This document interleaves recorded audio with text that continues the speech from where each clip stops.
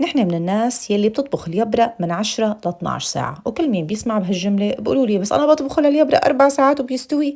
ودائما بكون جوابي لا تحكموا لا تجربوا، لأني ما رح تفهموا نحن شو بنقصد لبين ما تجربوا تطبخوه بهي الطريقة.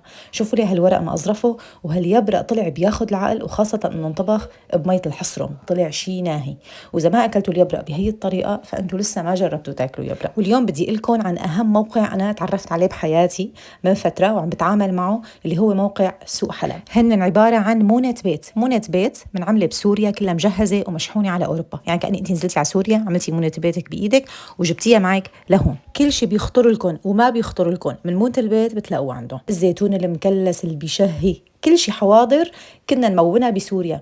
اللبنة المكدوس، الزعتر، دبس الرمان، دبس البندورة، دبس الفليفلة. ملوخية عندهم نظيفة بتشهي. مية الحصرم، مية الكرز للحمة بكرز، المربيات، مربى القرع اللي عم يقرش، ومربى الباذنجان. كمان عندهم السجقات أو القبيوات منظفة جاهز. زيت الزيتون، شوفوا دبس الرمان ما أروعه، الفريكة. كل شيء لازم تفوتوا على الموقع وتشوفوا بعينكم قديش بيشهوا. بيشحنوا لكل أوروبا.